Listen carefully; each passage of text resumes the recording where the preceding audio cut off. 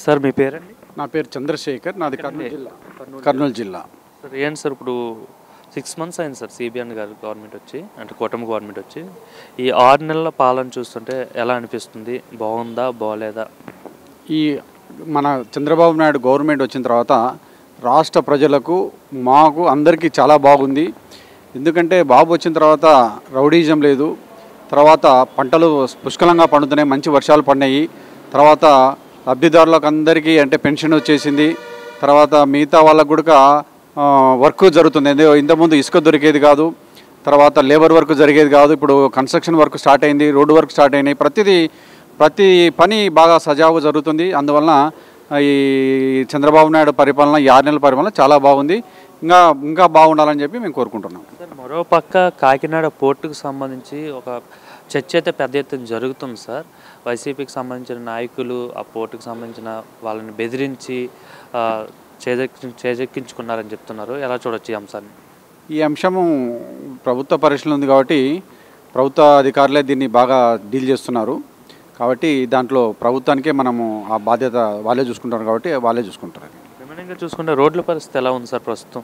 రోడ్లపైన దృష్టి సాధించింది, యుద్ధ ప్రాతిపదికన గుంతలన్నీ పూర్తి చేస్తున్నాం అనేసి అయితే అధికారులు చెప్తున్నారు. ఎలా ఉంది గ్రౌండ్లో రియాలిటీ? చాలా బాగుంది సార్. ఎందుకంటే గుంతలు పూడిక తీత అనేది ప్రతి ఊర్లో, ప్రతి మండలంలో, ప్రతి జిల్లా హెడ్ క్వార్టర్లో బాగా జరుగుతుంది. దానివల్ల ట్రాన్స్పోర్ట్ బాగా జరుగుతుంది. దానివల్ల ప్రజలకు సులభంగా తమ గమ్యస్థానాలకు చేరుతున్నారు. కాబట్టి గుంతలు పూడ్చకపోతే యాక్సిడెంట్లు జరగడము, తర్వాత బండ్లు చెడిపోవడము, ఈ విధంగా అనేక కష్టాలు ఉండేటివి. ఈ చంద్రబాబు నాయుడు వచ్చిన తర్వాత జనవరి సంక్రాంతి పండుగ లోపల గుంతలు పూడ్చాలని చెప్పి ఒక సిస్టమ్ పెట్టినాడు. కాబట్టి సార్ గారు ఆ సిస్టమ్ ప్రతిపాదికన అధికారులు కూడా చక్కగా పనిచేస్తున్నారు. పనులు స్పీడ్గా జరుగుతున్నాయి, రోడ్లు కూడా బాగా మంచిగా ఉన్నాయి. ఇంతకుముందు ఎట్లా ఉండేవి సార్ రోడ్లు? ఇంతకుముందు 5 ఏళ్ల గవర్నమెంట్లో రోడ్లు అధ్వానంగా ఉండేటివి, గుంతలుగా ఉండేటివి, చాలా యాక్సిడెంట్ జరిగేటివి, తర్వాత అనారోగ్యం పాలయ్యేవి, చాలా ఇబ్బందికరంగా ఉండేది. కానీ ఈ ప్రభుత్వం వచ్చిన తర్వాత 6 నెలల లోపలనే చాలా బాగుంది. రోడ్లు కూడా బాగా మంచిగా ఉన్నాయి. ఇంకా డెవలప్ కావాలని చెప్పి మేము కోరుకుంటున్నాం. సరే, మరోపక్క ఏదైతే భూములకు సంబంధించి సమస్యలు ఉన్నాయి, చాలా ఏళ్ల తరబడి పెరిగిపోయి అయితే చాలా సమస్యలు ఉన్నాయి, భూ సమస్యలు ఉన్నాయి. ఆ భూ సమస్యలను పరిష్కరించడం కోసం రెవెన్యూ సదస్సులు ప్రతి గ్రామంలో కూడా పెడుతున్నారు సార్. ఈ ప్రోగ్రాం గురించి ఏం చెప్తారు సార్? ఇది చాలా సంతోషం సార్. ప్రతి గ్రామంలో రెవెన్యూ ప్రాబ్లమ్స్ ప్రతి ఇంట్లో ఉన్నాయి సార్. కాబట్టి రెవెన్యూ సదస్సులు పెట్టేసి వాళ్ళు ఎవరైతే నిజమైన ఓనర్లో వాళ్ళే ఆ యొక్క భూమి యజమానులుగా గుర్తించి ఈ రెవెన్యూ సదస్సులు పెట్టడం అనేది మంచి శుభ పరిణామము. ఇది కోర్టుకు వెళ్ళలేని వాళ్లకు, ఎంఆర్ ఆఫీసు చుట్టూ తిరగలేని వాళ్లకు ఇది ఒక మంచి అవకాశం. ఈ మంచి అవకాశాన్ని ప్రజలు బాగా సద్వినియోగం చేసుకోవాలని చెప్పి కోరుకుంటున్నాను. అంటే ఇంతకుముందు భూ సమస్యలు ఏవైనా వచ్చినా మండల స్థాయిలో అధికారిని కలవాలంటే చాలా ఇబ్బందికర పరిస్థితులు ఉండేవి. ఎందుకంటే గ్రామంలో ఉన్న వాళ్ళందరికీ కూడా వాటి గురించి ఎవరిని కలవాలో ఏంటనే తెలిసేది కాదు. అలాంటిది ఇప్పుడు ఏ గ్రామంలో ఉన్నో ఆ గ్రామానికి రెవెన్యూ యంత్రాంగాన్ని అంతా కూడా పంపించి సమస్యలు పరిష్కరించేలా చేయడం అట్లా ఎలా చూస్తారు సార్? చాలా సంతోషం సార్. అధికారులు స్వయంగా వచ్చి ఎక్కడ సమస్య ఉందో ఆ సమస్యను పరిష్కారం చేస్తే ప్రజలు ఎంత సంతోషపడతారంటే, వాళ్ళు ప్రతి ఎంఆర్ ఆఫీసు తిరగలేక, తర్వాత వాళ్ళ సమస్యలు ఎవరికి చెప్పుకోలేక, సరైన అధికారులు పట్టించుకోక గత 5 సంవత్సరాలుగా చాలా సఫర్ అయినారు.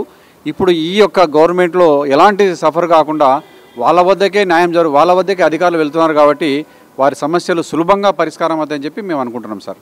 చంద్రబాబు గారు గతంలో విజన్ 2020 అన్నారు, ఇప్పుడు విజన్ అన్నారు. ఎలా ఉండబోతుంది విజన్ 2047? 2040 grand success sir. మళ్ళీ సీఎం చంద్రబాబు నాయుడు గారు ఈ 2029 కాకుండా మళ్ళా కూడా ఆయన అగైన్ ముఖ్యమంత్రి అయితే మాత్రం రాష్ట్రము ఆర్థికంగా, పారిశ్రామికంగా బాగా ముందుకు వెళ్తుంది అని చెప్పి మేము కోరుకుంటున్నాం సార్. ఎందుకంటే ఈ 5 ఏళ్ళు ఒక్కసారిగా వైఎస్ఆర్ గవర్నమెంట్లో ఎన్నికపోయింది సార్. అంటే డెవలప్మెంట్ అంతా ఎన్నికపోయింది.